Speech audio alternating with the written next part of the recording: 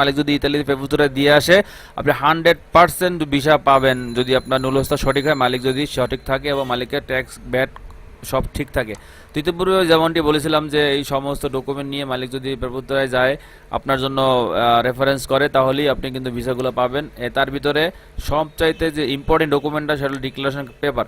অনেকে আমাকে প্রশ্ন করেছেন যে ভাই ডিক্লারেশন পেপারটা কীভাবে লিখতে হয়, অনেকে হয়তো এর উকিলের মাধ্যমে লেখে, আমি কোনো উকিল না, কিন্তু ইতিপূর্বে অনেকে লিখেছে, অনেকগুলো ডিক্লারেশন কাগজ আমার কাছে রয়েছে, তার ভিতরে একটা দিয়ে আমি আপনাদেরকে ডিসক্লোজ করবো এবং কমপ্লিটলি ধারণা দিব, ডিসক্রাইব করব যে কীভাবে আপনারা ডিক্লারেশন কাগজটা আপনারা লিখলে বা মালিকের কোথায় সাইন দিতে হয়, সাইন দিয়ে যদি মালিক কোথায় জমা দিলে আপনারা আপনার ভিসাটা পাবেন।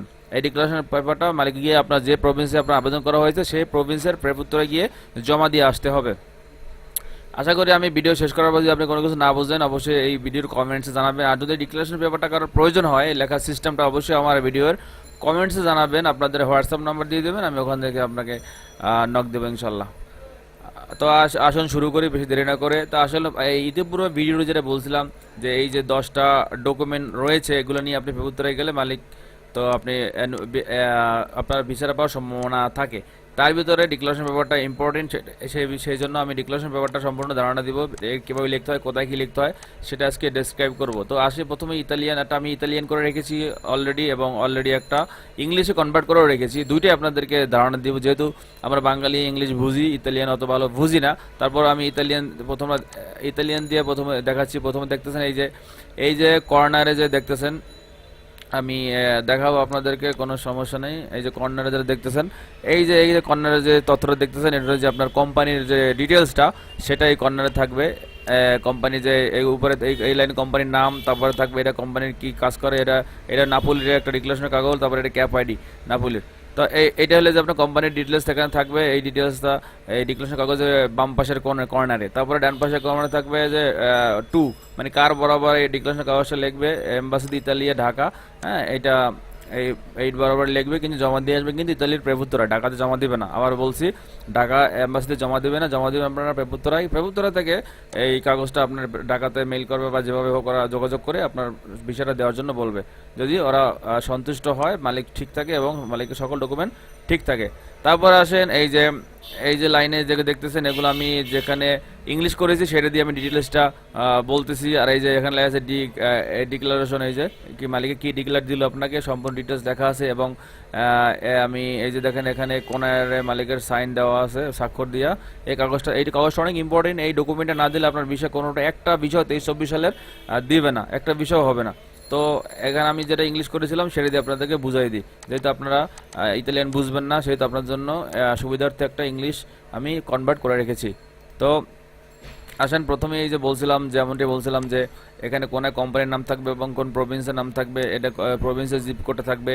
এখানে to the diplomatic consular representation embassy of Italia Dhaka, এখানে এটা লেখা থাকবে, ঠিক আছে দেখতেছেন। তারপরে দেখেন আন্ডার সাইন, এই যে এখানে এই লাইন দেখতেছেন, এখানে মালিকের নামটা থাকবে, ইতালিয়ান যে মালিক তার নাম, বর্ন ইন নাপোলি, সে কোথায় কোন প্রভিন্সে জন্মগ্রহণ করেছে সেটা লেখা থাকবে। অন, এখানে ওয়ান মানে ডেট অফ বার্থ। এই লাইনে যে লাল দেখতে আমি ইনফরমেশনগুলো লাল দাগ করে দিয়েছি, যেহেতু পার্সোনাল ইনফরমেশন ইউটিউবে বা ফেসবুকে শেয়ার করার মতো তার রুলস রেগুলেশন প্রতিবন্ধকতা রয়েছে, সেক্ষেত্রে আমি তার জন্ম তারিখটা কিছু ইনফরমেশন আমি হাইড করে দিয়েছি। তো এই যে তার মালিকের জন্ম তারিখটা এখানে থাকবে। As owner legal representative of the company, ঠিক আছে, এই যে কোম্পানির রিপ্রেজেন্টেটিভ সে, এই যে তার কোম্পানির নামটা এই যে দেখতেছেন, উইথ রেজিস্টার অফিস ইন এই নাপোলির যে রেজিস্টার অফিসটা এখানে তার নাপোলিতে অবস্থিত। তো আপনারা এটা নাপোলির একটা প্রভিন্সের ডিক্লারেশন কাগজ, অন্যান্য প্রভিন্সগুলো আপনার অন্যরকম হইতে পারে। আমার কাছে অনেকগুলাই রয়েছে ডিক্লারেশন কাগজ, অনেকের ডকুমেন্ট, সেহেতু আমি একটা দিয়ে আপনাদেরকে বুঝে দেখাইছি নমুনা, ঠিক আছে। তারপর এই যেখানে সব কিছু আপনারা পড়ে নেবেন নিজ দায়িত্বে, হ্যাঁ। আর নিচেরগুলো আমি আপনাদেরকে এই যে ডিক্রি যে সব লেখা রয়েছে আপনারা দেখে নেবেন, ঠিক আছে। তারপর এই যে এখানে ডিক্লেয়ার, এই যে ডিক্লেয়ার এখান থেকে ডিক্লেয়ারেশন কাগজ শুরু হয়েছে, সে এই মালিকের তথ্য এখানে গেল মালিকের তথ্য, এখানে মালিকের তথ্য যাওয়ার পরে এই লেখাগুলো থাকবে। তারপরে এই ডিক্লেয়ার মালিক কার জন্য ডিক্লারেশন দিচ্ছে, তারপরে সেটা আসবে। তারপরে এই যে দেখেন as administrator of the company, এই যে মানে কোম্পানির অ্যাডমিনিস্ট্রেটর হিসাবে কোন কোম্পানি, এই যে কোম্পানির নামটা এখানে দেখতে পাচ্ছেন, এই যে কোম্পানির নাম জিআর কনস্ট্রাকশন। তারপরে the commitment of our company, company commitment করে, কি কমিটমেন্ট করে, হায়ার মানে কাকে সে হায়ার করতেছে মানে আনতেছে, মিস্টার এই যে নামটা এখানে রয়েছে, এই যে কর্মচারী বাংলাদেশে যে কর্মচারী মানে আপনি আমার মতো যারা শ্রমিকের নামটা এখানে লেখা রয়েছে, তারপর বন্ড সেই শ্রমিকের বা বাংলাদেশের কর্মচারী সেই নাম জন্ম তারিখটা এখানে রয়েছে এই যে লাইনে, পরে ইন শরীয়তপুর, সে শরীয়তপুরে জন্মগ্রহণ করেছে, সে তার ডিস্ট্রিক্টের নামটা রয়েছে ইন বাংলাদেশের, ঠিক আছে। Where he arrives in Italy a visa for servant work, সে ইতালিতে ভিসা নিয়ে কাজ করার জন্য আসতে চাইতেছে, in compliance with the condition and law enforce, ঠিক আছে, এই ল এনফোর্সের কন্ডিশন অনুযায়ী। Our company has an immediate interest, মানে এখন মালিকে বলতেছে যে কোম্পানির ওনার বলতেছে তার কোম্পানি ইমিডিয়েট ইন্টারেস্ট, তার কোম্পানি খুব দ্রুত ইন্টারেস্ট দেখাচ্ছে ইন দ্য ওয়ার্ক অ্যাক্টিভিটিস, এই যে দেখতে পাচ্ছেন এখানে ইন দ্য ওয়ার্ক অ্যাক্টিভিটিস কাজের জন্য, অফ দ্য এই যে আফটার এটা কি লেখছে বুঝতে পারতে, যাই হোক এটা ওয়ার্কার, এই ওয়ার্কারের জন্য তার কোম্পানি খুবই ইন্টারেস্ট ইমিডিয়েট জন্যও তাকে আনা হয় এবং তার সেজন্য সে একটা ডিক্লারেশন দিচ্ছে, কোনো সমস্যা নেই। We therefore ask you to accept the review approve of the visa request, এবং মালিকের সেও বলতেছে ডিক্লারেশন কাগজে লেখার মাধ্যমে যে সে রিকোয়েস্ট করতেছে তার ভিসা রিকোয়েস্টটা রিভিউ করার জন্য, সেজন্য ডিক্লারেশন সহ সকল কাগজপত্র সে দিচ্ছে।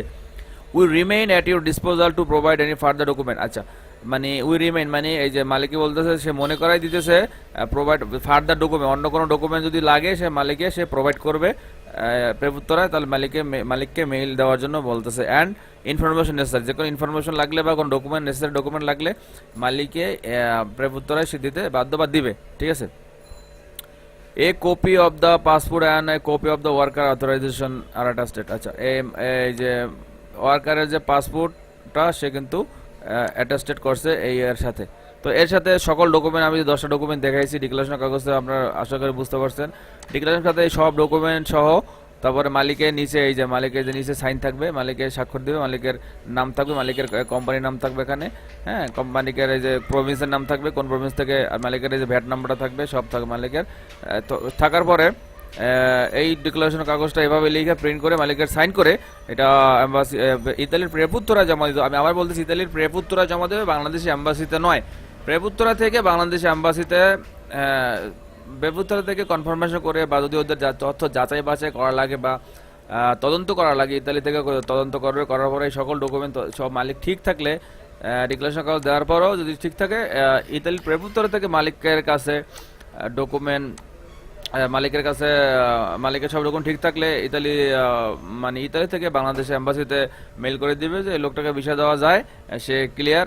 তখন আপনাদের যে যেরকম অবস্থায় রয়েছে, মানে যার পাসপোর্ট অলরেডি ভিসার জন্য ওয়েটিংয়ে রয়েছে, যার অলরেডি মেইল করা রয়েছে, অ্যাপয়েন্টমেন্ট পান নাই, সমস্ত কিছুর সমাধান হয়ে যাবে। যারা পাসপোর্ট জমা রয়েছে সেটা ভিসা পেয়ে যাবেন। 23-24 সালের কথা বলতেছি আমি, 23-24 সালে। আর নুলস্তাগুলো আর যারা ইমেলের জন্য এই যে অ্যাপয়েন্টমেন্টের জন্য মেইল করেছেন তারা অ্যাপয়েন্টমেন্ট সহ অরিজিনাল পাসপোর্ট সহ জমা দিতে পারবেন। এবং যারা অলরেডি ওয়েট করতেছেন অ্যাপয়েন্টমেন্টের জন্য মেইল করেছেন, কিছু পান ডেট পেয়েছিলেন কিন্তু জমা দিতে পারেননি, সেটাও এই সেম ভাবে সব কিছু কমপ্লিট হবে এবং একবারে প্রেপুত্তরা থেকে একটা ডকুমেন্ট দিবে, ডকুমেন্টটা নিয়ে সরাসরি এম্বাসিতে বা বিএফএস গ্লোবাল আপনারা ডকুমেন্টগুলো আপনার পাসপোর্ট জমা করতে পারবেন ভিসার জন্য। তো এইটাই ছিল আমার খুবই ইনফরমেটিভ একটা ভিডিও। আপনার অনেকে বহুল আলোচিত বা অনেকে প্রশ্ন করেছে ভাই ডিক্লারেশন কাগজ কিভাবে লেখে, অনেকে তো অনেক ভিডিও বানায় অনেক ব্লগাররা, কিন্তু আমার মতো ডকুমেন্টসগুলো এরকম ডিসক্লোজ কমপ্লিটলি এরকম স্টেপ বাই স্টেপ কেউ আপনাদেরকে বুঝাবে না। তো তারপরেও যদি এই বিষয় নিয়ে আপনাদের কোনো মন্তব্য থাকে অবশ্যই আমার কমেন্টসে জানাবেন। আর কি জানতে চান, কোন ডকুমেন্ট সম্পর্কে জানতে চান, 23-24 সালের নুলস্তাগুলো আপনারা বিষয়গুলো কিভাবে পাবেন এবং সামনে ভিডিও দিব 25 সালেরগুলো আপনার 25 সালের ভিডিওগুলো আপনি কিভাবে পাবেন সেটা আমি আপনাদেরকে দেখাবো। এবং আরো ডকুমেন্ট আমার কাছে রয়েছে, এই যে দেখতে পাচ্ছেন যেমন আনপাল সার্টিফিকেট, তারপরে ডিক্লারেশন, এই যে মার্কেট ডকুমেন্ট, এবার আসাব্রাজিওনে কিভাবে হয়, সব এই যে সব আপনাদেরকে স্টেপ বাই স্টেপের পর থেকে ভিডিওগুলো আপনাকে দিব, ডকুমেন্ট সম্বন্ধে আপনারা ধারণা নিতে দিতে পারবেন, আপনাদের কেউ ঠকাইতে পারবেন না, এবং আপনি প্রশ্ন করতে পারবেন, আপনি কাউন্টার প্রশ্ন করতে পারবেন যে এটা নাই কেন, এটা হয়েছে কেন, এটা হয়েছে কেন, আর বুঝবেন। অবশ্যই আর না বুঝলে ইনশাল্লাহ আমি আসি, বা আমাদের মতো অনেক ব্লগার তো রয়েছেই, আপনারা তার কাছে প্রশ্ন করতে পারবেন আপনাদের এই ডকুমেন্ট সম্পর্কে, এইসব বিষয় সম্পর্কে। আশা করি কোনো সমস্যা হবে না, আমরা আপনাদের সাথে আছি। অবশ্যই আমার চ্যানেলটা সাবস্ক্রাইব করবেন, অবশ্যই ভিডিওটা শেয়ার করে দিবেন, যেন সকল 23-24 সালের ভুক্তভোগী যেন উপকৃত হয়। হ্যাঁ, অবশ্যই তাদের ভিসাটা পেতে পারে, এবং আমাদের সকলের একটাই দাবি থাকবে যে 23-24 সালে তাদের ভিসা হোক, ভিসা দিয়ে দিক। যদি ভিসা না হয় তাদের অবশ্যই তাদের ক্যান্সেল করে, অন্তত পক্ষে আমরা ক্যান্সেলেশনটা করে দেওয়ালে হয়তো কিছুটা হইলেও সে আসান পাবে, এবং তার যে জমাকৃত টাকা পয়সা সবগুলো সে পাবে। যার কাছে কন্ট্যাক্ট করেছে সে কন্ট্যাক্টুয়াল টাকা পয়সাগুলো পাইতে পারে। তো আমার সাথে কোনো যোগাযোগ করতে চাইলে অবশ্যই আমার এই যে চ্যানেলে আমার এই যে হোয়াটসঅ্যাপ নাম্বার দেওয়া আছে, অবশ্যই আর ইমেল নাম্বার দেওয়া আছে, যে কোনো যোগাযোগ করতে পারবেন ইনশাল্লাহ। আর সমস্ত ডকুমেন্ট আমরা সামনে ডিসক্লোজ করবো আপনাদের সুবিধার্থে। আশা করি বুঝতে পেরেছেন, এবং এইটা দেখাইলে আমি ডিক্লারেশন কাগজ এরকমই হয়। তো সবাই ভালো থাকবেন, আসসালামু আলাইকুম।